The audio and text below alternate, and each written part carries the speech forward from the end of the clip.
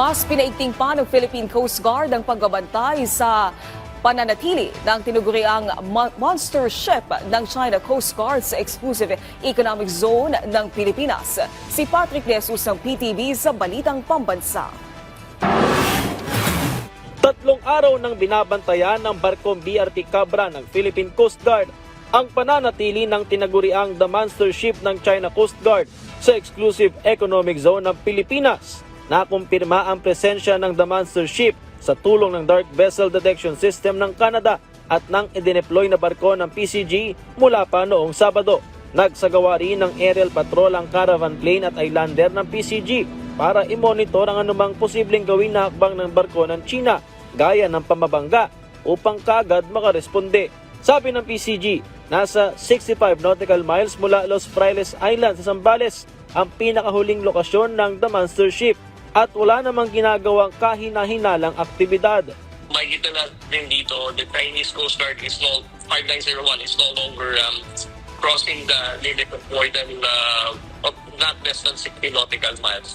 So far, wala naman siyang naging nakapas na Filipino fisher, no?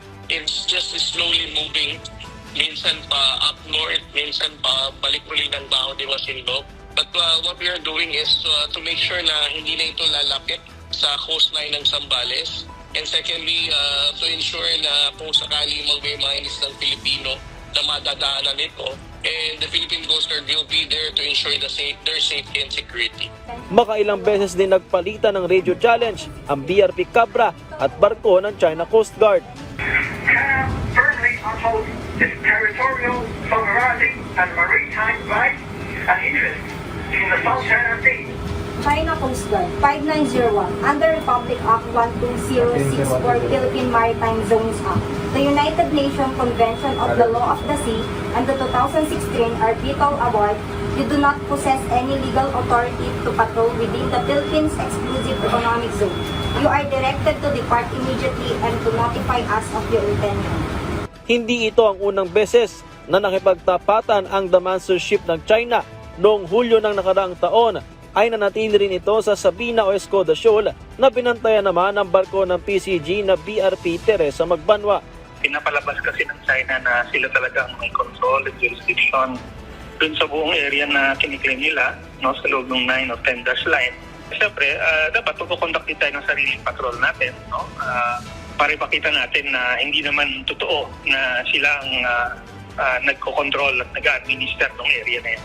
Ang pamahalaan hindi raw magpapatinag sa kabila ng muling deployment ng The Monster Ship sa West Philippine Sea at sisiguraduhin ang proteksyon ng mga mangingisdang Pilipino.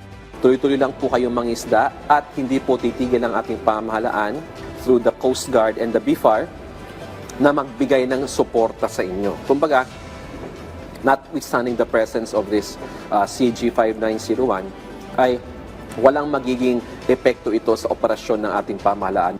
Mula sa People's Television Network, Patrick De Jesus para sa Balita Pambansa.